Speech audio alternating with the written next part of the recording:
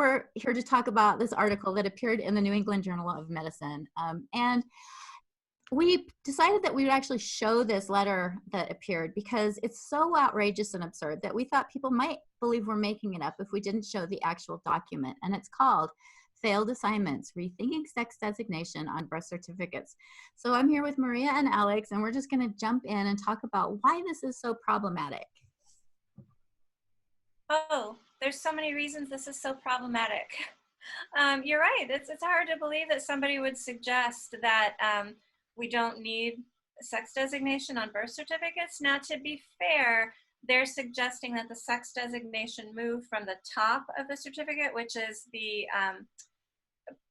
publicly and personally identifiable information, move it to the bottom, which is not personally identifiable, and it's just used for sort of census demographic information. So to be fair, they're not suggesting we get rid of it altogether. Which is actually even more interesting because they're acknowledging that this is actually important enough to gather demographic information, that it's important for public health. It's important for all kinds of reasons to have that information. They just are afraid that having it on the actual birth certificate might hurt some people's feelings. Yeah. They want to divorce your sex from your personhood is what they want to do, and we know that that's not possible. Yeah, and it's also very crazy because we you know, as people who are thinking about women, and we're trying to center, you know, myself, I come from the feminist movement, and we want to center women. So we very much want to understand if something like sex selective abortion is going on, because this has drastic effects on the society as a whole. So we know this in places like China, where there are vastly more men than there are women. So it has a very large, very big social impact. And for things like very simple planning, like you need to know that if you have a high concentration of females born in a specific area, in a specific city, you have to make planning for that. So you need to make sure that in 20 years' time, when that girl reaches sexual maturation, she's going to have enough maternity hospitals. So, I mean, the kind of the knock-on effects of these legal fictions or these lies or this kind of denying biology, it's going to affect everybody and for generations and for no reason. There's no benefit to this, nothing at all. Well, and it's really disturbing to me because what it's suggesting is that somehow recording the child's sex at birth is harmful. And we're getting into this weird reality where feelings are more important than facts. And so maybe we'll just go through this. The first thing that really caught my eye, they say, we believe that it is now time to update the practice of designating sex on birth certificates, given the particularly harmful effects on such designations for intersex and transgender people. So they're appropriating the language. They're suggesting that doctors are designating or assigning a sex, not recording it in any more than the doctor is like making up a time of birth, making up parents for the kids, making up a location. This is not something that's designated or assigned. It's a biological fact. And we have tests. We can do rapid tests to determine if there's any ambiguity, to determine very quickly whether or not a child is a biological male or female. Yeah, and also it sort of suggests that doctors are assigning all kinds of other stuff. I mean, doctors, they don't assign you parents. Doctors don't assign you disabilities. Doctors don't assign you anything. In fact, you know, in practices where, you know, like we see a massive movement towards like home birth and stuff like that, doctors aren't even really involved in this practice.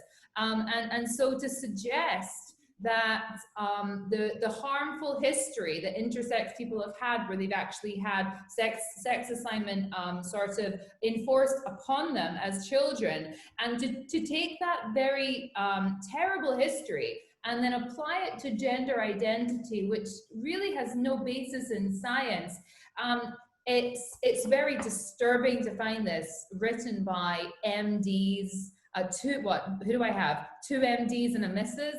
That's very concerning that we have that. It's so strange to me because I'm like, according to this narrative, the doctors are just sort of in there like, I don't know, boy, girl, how many boys have we had today? Let's assign this one a girl. That there's no actual foundation in it, and it's also suggesting that the feelings of a very, very tiny group should supersede reality for the entire world, basically. And granted, intersex, and this also makes me mad because I believe intersex has like been appropriated by the transgender movement in order to sort of forward their case, and they're very different things. With intersex, there are tests we can designate and determine what disorder of sexual development a person has. It's very clear. It's not ambiguous. It's not assigned. It's not, you know, it's scientific. Whereas transgender is based solely on somebody's feelings. Yeah, absolutely. And even when we take in the intersex conditions, there are intersex conditions which happen only to males and only to females. So Klinefelter's, for example, I believe only occurs in males. So if anything, the phenomenon of intersex or disorder of sexual development or differences of sexual development, I can't remember which is the correct term, it kind of just reinforces the fact that there is very much a sex binary, and we are, you know, a species which has 2 sexes, which is male and female. No matter how that is presented in an array of chromosomes, we're still very much split into 2. And I don't think that they're even suggesting that there is a 3rd sex here. They're still saying they're males and females, but we just let kind of, we'll let children just be confused, and we'll create legal fictions to try. Well, I'm not sure though, Alex, because it does say designated sex as male or female on birth certificate suggests that sex is simple and binary when biologically it is not. So they're actually denying that we're a dimorphic species. They're denying that that we are a male and female species, and they're suggesting, you know, I don't know where they get this, because I hear people say the science doesn't back up the idea that we're biologically male and female. And I guess they believe if they say it enough, it becomes truth without any scientific backing at all. But it's really scary to me when people feel like they can start just randomly denying fundamental facts about that we know are true. If you just start like denying that, then what else do they deny? Well, one of the things that's always bothered me about calling intersex individuals a 3rd sex, or suggesting that the fact that intersex people exist shows that we're not on a sexual binary. My question would be, so where does disorder stop and diversity begin? Because they like to say that, oh, intersex individuals show genetic diversity. Well, we don't call trisomy 21 or trisomy 35, we don't call that diversity. When someone's born with cystic fibrosis or cancer or a missing arm, we don't celebrate that and say, oh, yay, evidence of diversity. We look at that and we say something has gone awry, something has gone wrong here. And that's exactly what's happening with intersex individuals. In most cases, you can tell what nature intended. Oh, this child was intended to be XY, this child was intended to be XX before something went awry. But just calling it diversity, that's fiction, that's magical thinking. We come in two forms, male and female, based upon our reproductive function. And our reproductive function is what allows us to create a new human being. And there is no 3rd being required for that to happen. Right. And that's something that they kind of touch upon. They say that there is no universally accepted test for determining sex. And actually, that's just a lie. What they're doing is they're saying because a few people disagree with reality, it's not universal. Well, there's really nothing you can find. I mean, if we're going to get down to brass tacks, there's nothing that we can find that's universally agreed upon. Right. Well, there's no universal agreement that the Earth is a sphere either. Right. Yeah. I mean, there are all these things that we have accepted because of scientific evidence. And if we're going to throw everything out that's not universally accepted, we're in big trouble. Yep. I also think there's another issue here as well, especially with the word intersex, because we know that it's been incredibly inappropriately used when it comes to the kind of the tacking it on to the issue of gay liberation. And I think it's kind of, I don't like it that we have these specific letters which mean specific things, which is sexuality based, right? So lesbian, gay, and bisexual is a sexual rights movement. It's a gay liberation. And then to put intersex on, which is a disorder of sexual development, is that somehow, because I don't see how that's particularly related. I mean, that's a physical hardware problem that you're putting onto a notion which I think is incredibly antiquated. And that's the idea that, that kind of incredibly regressive homophobic societies have had for years. And that is that, you have to cure gayness and you have to kind of exercise it and fix it. Well, that's not what you're saying when you tack on that I at the end. It seems to me wholeheartedly inappropriate, and we actually need to reject this in a big way, especially when it's entering into supposedly, respectable places like medical journals. I mean, we really need to say, hang on a second, intersex is nothing to do with, first of all, it's nothing to do with transgender, and transgender is actually nothing to do with gay. So we can't. Well, and that's a point that I want to really hit upon, is that transgender actually has nothing to do with LGBT. Transgender, especially when you start talking about erasing the concept of us being dimorphic sexual beings, means that it's erasing homosexuality, lesbianism, and bisexuality, because apparently our sex organs are no longer related to who we're attracted to. And it also erases women and men as sort of a category. And so what this essentially does is it elevates transgender rights above everybody else's rights, because their feelings are somehow more important than actual facts. And what this results in is men who are saying that they're lesbian and wanting to puncture the cotton ceiling, which is basically lesbian women's underwear that they want to get their penises into. And this is all based on the idea that a man can be a lesbian and a woman can be gay, and and it just really undermines the LGBT movement, or the LGB movement, as well as the women's movement, which says that as women we are fundamentally different than men, and we need our protections and our spaces. My impression, and you can correct me if I'm wrong on this, but my impression has been that the transgender movement has very intentionally hitched its wagon to the LGB movement, because the LGB movement has been so successful in establishing itself as socially, acceptable. This is just a group of people, and they've made fantastic gains in the last 30 years in legal rights and in social rights. And my impression has been that the transgender community has looked at that and said, we want a piece of that pie, and we're going to hitch our wagon to that.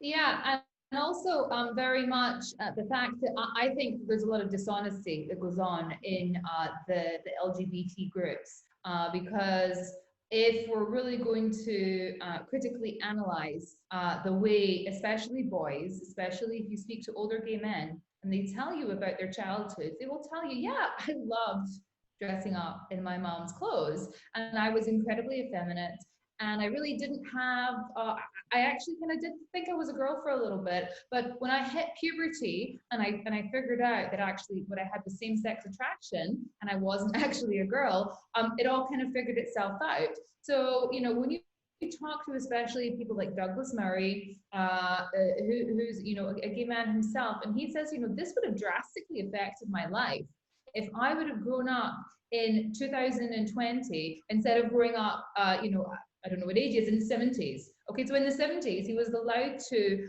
get to sexual maturation able to get to puberty and then figure himself out. But he's saying, I was born in 2020, there's a good chance that, you know, Douglas Murray would have grown up to be a transsexual. I think that's incredibly, you know, concerning, because we know from what the Tavistock psychologist came out and said, is that they actually had parents who were very distressed at their kind of butch daughters, or very distressed at their effeminate sons, and they were taking them to the Tavistock and say, please fix them, right? So, you know, this is what they do in Iran, right? That in Iran, where you can get thrown off a building or shot or killed by your family for being gay, they just go and they sexually reassign. You know, there's tons of transsexuals in Iran. So is that sort of what we're seeing now? Is that what we're seeing is the more acceptable thing? And also it's taking the idea of compulsory heterosexuality, which many women grow up to reject, and it's actually taking it and it's enforcing it at a younger age. So now you're forcing that on a 9-year-old, on a 10-year-old who has no clue about what it is to be any of these things, because they haven't figured it out yet. So I heavily reject the idea that this is the new gay, right? And I think that all of us have been told this at some point in our quest to find the truth about gender identity. You know, that this is just you guys are backwards. This is the new gay. Well, actually, it's not, and it's thoroughly antithetical to the movement and to the women's rights movement. So it's two movements that essentially it's at war at. It's at war with these movements. It's incredibly frustrating to be told that we're intolerant and we're hateful for not accepting the erasure of gays, lesbians, bisexuals, men, and women. I mean, how does that make any sense? If you slide down to the second page, right at the top of the second page in that first column, right before your underlines in that first paragraph, it says, others are non-binary, meaning they don't exclusively identify as a man or a woman, or gender non-conforming, meaning their behavior or appearance doesn't align with social expectations for their assigned sex. I think that is the most brilliant, pointed evidence that transgender ideology is based on stereotypes. Yeah, it's just reinforcing these regressive stereotypes. Mm-hmm. That's the crux of it right there. The whole thing is based on regressive gender stereotypes. It really is. And now they're trying to undermine our very reality, you know, of the birth certificates, and how this affects public health is huge, and just even accessing appropriate health care is huge. If you insist that you're something that you're not, when you go in to get health care, you very likely could get the wrong kind of health care, because women's health care is different from men's health care. And it doesn't matter what you feel you are, it matters what your biology is. Oh, can I read this quote, Erin? I dug into some of the research, the supposed research that is cited at the end of this article, and I went to the U.S. Transgender survey from 2015, which I won't even get into so many problems with that. But this is a quote from somebody who took that survey about their health coverage. When I was in college, I had my health insurance list me as male. So this is a woman who said on her health insurance, list me as male. And then they denied coverage for my routine pap smear and gynecological prescription due to my gender. And she was due to her sex, because men do not need pap smears, period. Right. Men do not have uteruses and cervixes and fallopian tubes. They don't have it. So if you tell your doctor that you're a man, you're not going to get gynecological services out of that doctor. And this is evidence of discrimination, when in fact it's evidence of appropriate medical care, because it would be absurd for a man to get a pap smear. Well, and it would be misgendering, I believe. I believe they would call it misgendering if somebody who identified as a man went into the doctor and the doctor said, shall we do your pap smear now? I think that would be very blatant misgendering. Well, and it is so interesting, because I've seen complaints on both sides. I've seen complaints by transgender activists who are up in arms because they were misgendered, because they were offered a pap smear, or they were up in arms because they weren't offered a pap smear. And so really what this is, again, it gets back to feelings. And when you start guiding very important decisions like this on feelings, it's not going to have good results. Mm-hmm. Yeah, absolutely. Also, I think there was also the kind of I think some commentator went to Planned Parenthood and you know, sort of in like a really ridiculous drag outfit, and just to make a point to see and went there with urine that was positive for pregnancy. And when when a man has so test positive in a pregnancy test, when a male individual, it's indicative of testicular cancer. It's so serious. So he then filmed the doctors who plainly seeing this as a guy in drag, who's, you know, making a big deal and saying, no, I'm a woman, and they're like, okay, well, you're pregnant, and you can see it's a big facade. Wow. And it's actually, okay, I understand he was trying to make a joke out of that, but that is unbelievable. Could you imagine if you're a doctor and because you're worried about misgendering, you're not only not doing harm, you're doing harm, because there's somebody who's potentially, you know, a 25-year-old guy who's walking out there with a ticking time bomb of testicular cancer. It's so unbelievably pernicious, and I feel so sorry for doctors who go to medical school, who are now who learn incredibly complicated things, you know, and now they're being told to doubt, question, and interrogate something as simple and as obvious as biological sex. You know, it's unbelievable. Doesn't describe it. We've lost the plot. We've totally lost the plot. Yeah, we've gone off the deep end, because this is appearing in a respectable medical journal. If this were appearing in like Pink News, that would be one thing. But this is appearing in a respectable medical journal. And why are they publishing something like this? Why are they even entertaining it when it's obviously just dangerous and deceptive and designed to forward a certain ideology, not to improve healthcare? Mm-hmm. Yeah, it's so unbelievably scary, and I really am frightened about that term non-binary being used in a medical setting, because non-binary is not a medical term. And now we're seeing doctors, you know, that we're very critical of performing so-called non-binary surgeries, and you know, I don't know what a non-binary surgery is. I believe you described one non-binary surgery in another interview where biological males are keeping their penises but getting a hole created to be receptive to another penis, I guess. And so that's now considered non-binary, creating a receptacle for a penis where there isn't currently one. Or maybe non-binary at some point would be, you know, women having one breast removed and not the other. I mean, anything goes at this point. Yeah, I really disagree with this, because I mean, I really hate this so much, because I actually think that you know, if we go into this idea about a woman who's saying, a woman who's denying, let's say, her biological sex, and saying that she's non-binary, we need to interrogate that seriously and say, why are you doing that? Are you doing that because you're a lesbian and you were forced to marry somebody when you were 19? Are you doing it because you were a victim of sexual trauma? Why are you saying this? And instead, we're just saying, oh, you want to have one breast and facial hair and whatever. Okay, fine, that's fine. And then because there's no endpoint to non-binary surgery, right? You can just have, I find it so unbelievably frustrating, because it's clearly a signal of someone's deep, deep signaling that they need help to us. They're signaling to the medical community as well that they need help, and instead they're just being pandered to, I think is the right kind of term.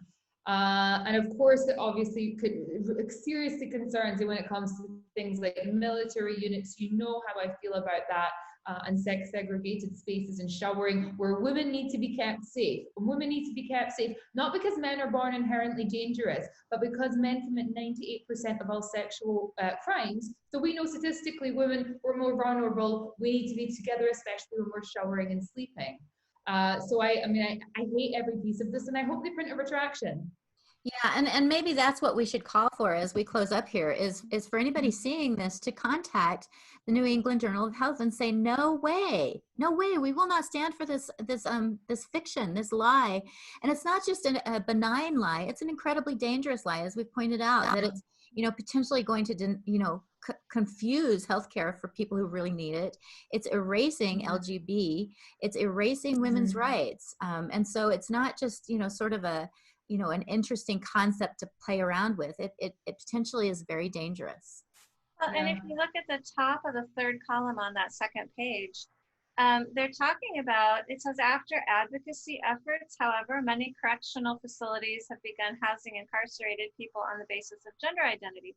They're celebrating that. Oh, look at this great thing. Well, we know, and they completely lied earlier, second column down toward the bottom, where they said one concern might be that without information from birth certificates, enforcing separate men's and women's restrooms or locker rooms would be difficult, but fears about privacy and safety violations in public accommodations aren't supported by evidence. Well, that's a blatant lie. That's a blatant lie. And they should not be celebrating that men are now being incarcerated with women, because we've already seen women being assaulted in prisons and bathrooms, girls and women. This is a nightmare for women. This completely erases women's rights, women's protections. I don't know how anybody can look at this and say there's no harm to women here. Yeah, it basically is a call to subjugate and to discriminate against two groups that have been trying really hard to fight for rights historically. And you haven't reached there yet, by the way. You know what I mean? Like, women don't, if we're going to look at all over the world, women don't have women's liberation. There's still FGM. There are still 3 women that are killed every week by their domestic partners in the UK. 42 women are killed every day, I think, in Russia. So it's like, we're not even there, and we're giving it up. we have women who wear diapers in refugee camps because they're afraid to go to the bathrooms because they will get raped. That is unacceptable. Exactly. And the fact that we are now suggesting that we erase this designation and spend resources to pay for surgeries and hormones and puberty blockers, rather than to help those poor women who are afraid to go to the bathroom and are sitting in soiled diapers all night because they know if they go to the bathroom, they will be assaulted. That is unconscionable. Yeah, and furthermore, again, like, we don't have women's liberation, we don't have gay liberation, because look at the Middle East. The Middle East is actually illegal to be gay in most of those countries, and in places like Africa, where lesbians have things like corrective rape performed on them. I think it's really quite ridiculous for us to be putting effort, us as a society, to be putting effort into that before we even made a stab at solving some of these issues. Well, and another problem with this article comes right in the second page, second column, in the second paragraph there. People with intersex conditions may undergo surgeries before they are old enough to consent, often losing reproductive capacity and sexual sensation as a result. I find that ironic that these researchers, these doctors, are claiming that that's a huge problem. That the kids are not old enough to consent yet, because they don't really care about that when it comes to giving them puberty blockers. They want to give puberty blockers and wrong sex hormones to kids as early and as young as possible. And we saw, fortunately, in the Kira Bell versus Tavistock case, that the High Court in the UK said, no, young children cannot consent. And so we're hoping we're going to see more of a pushback on that no, we cannot just be giving puberty blockers and cross wrong sex hormones to kids. But to cite a lack of ability to consent in this document, oh, that's just rich irony. Yeah, that's really disingenuous. And if they really are concerned about children's consent, they would not be pushing puberty blockers on 8-year-olds. They would not be pushing cross-sex hormones on 8-year-olds, or surgery on girls as young as 12 years old having their breasts removed, because they're absolutely right in this one instance, this one particular part of the article. Children cannot consent to these invasive procedures or using drugs that are going to permanently damage and change their bodies. Also, just if everybody remembers, the Partners for Ethical Care is available for you to contact 24 hours a day, pretty much, 7 days a week. We're here for anybody who feels like they've been wronged by the gender industry. Any parents that have any questions, we can direct you to the right resources. And also, if you're just a concerned citizen that wants some more information, go to Partners for Ethical Care. We'll be really happy to talk to you.